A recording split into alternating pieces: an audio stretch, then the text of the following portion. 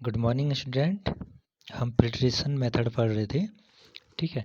और उसमें हमने ये पढ़ लिया था separation of components of air, ठीक है। तो जो एयर के कंपोनेंट्स होते हैं, किसी पर्टिकुलर गैस को अगर हमें अलग करना होता है तो उसको हम कैसे अलग करते हैं, तो इसका फिगर जो है वो हमने यहाँ से देख लिया था, ठीक है। आगे स्टार्ट करते हैं।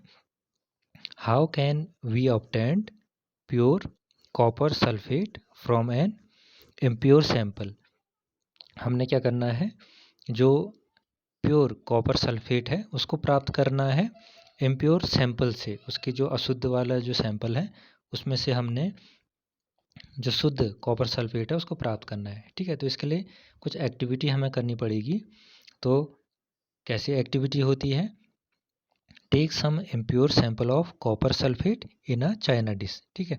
तो लैब में एक बाउल होता है, छोटी सी चीनी मिट्टी की कटोरी, उसे कहते हैं चाइना डिश। तो हमारे पास जो हमने कॉपर सल्फेट का जो हमारे पास सैंपल दिया है उसको उस चाइना डिश में ले लेना है और फिर क्या करना है, dissolve it in minimum amount of water, और उसमें कुछ मात्रा में पानी मिला देना है। फिल्टर द इम्प्योरिटीज आउट, और जो उसकी इम्प्योरिटी है, अशुद्धियाँ हैं, वो क्या करनी है, उसको बाहर निकाल देना है। उसके बाद evaporate water from the copper sulphate solution so as to get a saturated solution. उसके बाद जो पानी है उसको इवेपरेट कर देना है, ठीक है, गर्म करके उसको वाष्पीकृत कर देना है, और उससे हमें क्या मिलेगा, एक सैचुरेटेड सॉल्यूशन मिलेगा कॉपर सल्फेट का। फिर cover the solution with a filter paper and leave it undisturbed at room temperature. फिर उसको क्या कर देना है, उसको फिल्टर पेपर से ढक देना है और उसको कुछ दिनों तक, एक दिन तक वैसे ही छोड़ देंगे। You will obtain the crystals of copper sulphate in the China dish.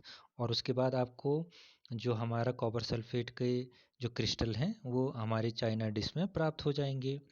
This process is called crystallization. और ये प्रोसेस जो है मोस्ट इम्पोर्टेंट कौन सी प्रोसेस है, ये कहलाती है क्रिस्टलाइजेशन, ठीक है।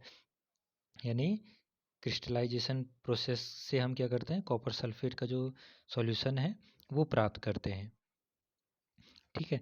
आगे, the crystallization method is use to purify solids. तो इसकी प्रॉपर्टी क्या होती है कि अगर हमें किसी सॉलिड को क्या करना है, प्योरीफाई करना है, तो हम क्रिस्टलाइजेशन जो मेथड है उसको यूज करेंगे, ठीक है। For example, the salts we get from sea water can have many impurities in it, ठीक है।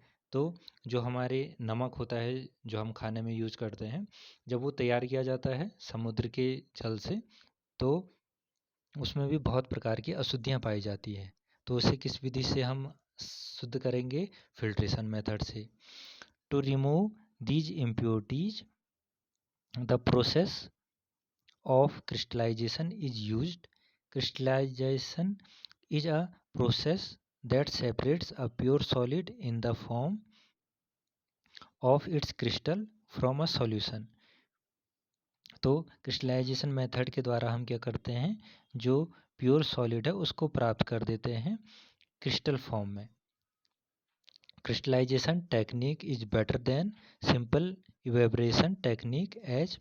तो जो हमारे क्रिस्टलाइजेशन की जो मेथड है वो बहुत अच्छी है कंपैरिजन टू इवेपरेशन से। और कैसे, तो सम सॉलिड डिकम्पोज और some like sugar may get charred on heating to dryness. तो क्या होता है, कुछ सॉलिड जो है वो डिकम्पोज हो जाते हैं अगर हमें इवेपरेट करना होता है, अगर हमें गर्म करके वाष्पीकृत करना होता है, तो कुछ पदार्थ जो हैं वो क्या हो जाते हैं, डिकम्पोज हो जाते हैं, खराब हो जाते हैं, जैसे चीनी।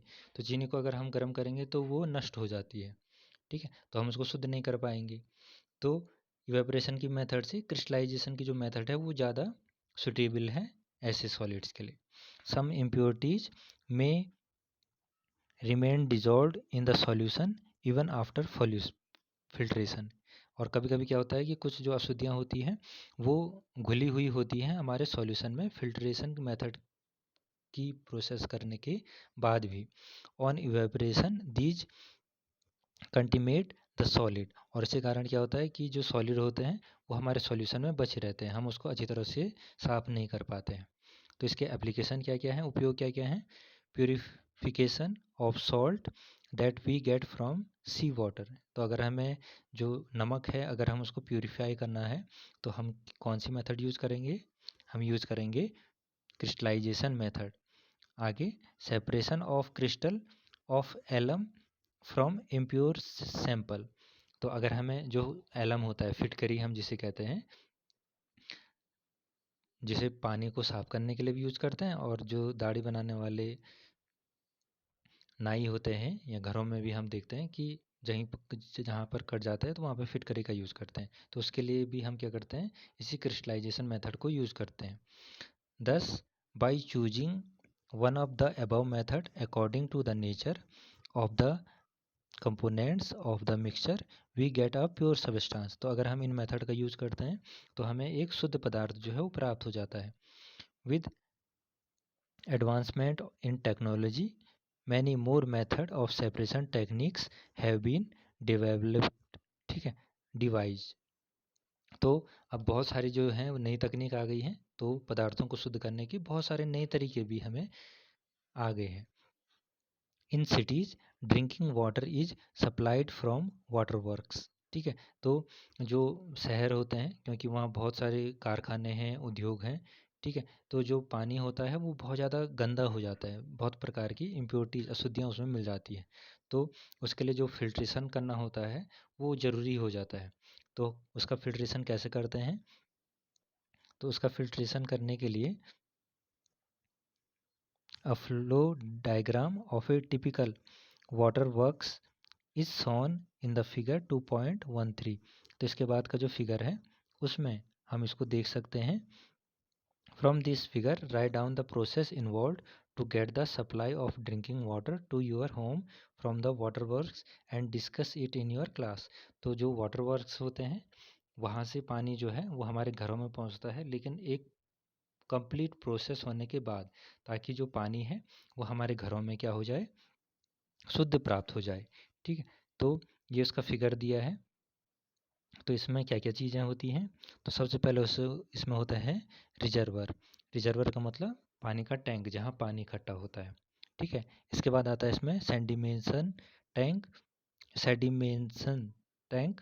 ठीक है, इसके बाद आता है लोडिंग टैंक, इसके बाद फिल्ट्रेशन टैंक और क्लोराइजेशन टू किल बैक्टीरिया, और उसके बाद जो पानी है वो हमारे घरों में पहुंच जाता है। तो सबसे पहले जो पानी होता है उसको टैंक से भेजते हैं, जो हमारा दूसरा टैंक है जिसका नाम है सेडिमेंशन टैंक। और उसमें क्या होता है कि जो सॉलिड्स होते हैं, जो ठोस पदार्थ होते हैं, वो तली में बैठ जाते हैं। अगला लोडिंग टैंक में क्या होता है? To sediment the suspended impurity. तो जो अशुद्धियाँ होती हैं वो नीचे बैठ जाती हैं, और उसके बाद जो बाकी का जो वाटर है वो जाता है हमारे फिल्ट्रेशन टैंक में। और ये जब सबसे ज़्यादा इम्पोर्टेंट है, तो फिल्ट्रेशन टैंक में क्या क्या होता है? यहाँ होता है हमारा वाटर, पानी यहाँ जब जाएगा तो वो शुद्ध होता है किस किस से? फाइन सैंड से, शुद्ध रेत से। रेत होती है वह साफ, ग्रेवल होते हैं वह कंकड़ होते हैं, और कोर्स ग्रेवल होते हैं बड़े बड़े कंकड़, कुछ छोटे कंकड़ और कुछ बड़े कंकड़ होते हैं। और इन सब से गुजर के हमारा जो पानी है वो शुद्ध हो जाता है, जिसे हम उसके बाद क्लोराइजेशन में के लिए उसमें से क्लोरीन गैस जो है वो प्रवाहित करते हैं, और उससे पानी जो के कीटाणु हैं वो ख़त्म हो जाते हैं, बैक्टीरिया नष्ट हो जाते हैं। उसके बाद जो पानी है वो हमारे घरों में साफ पहुंच जाता है। ठीक है, तो स्टूडेंट्स आज के लिए इतना ही। ये जो कब फिगर है water purification system in water works, इसको आप अपनी कॉपी में कंप्लीट कर लेंगे। आज के लिए इतना ही, थैंक यू।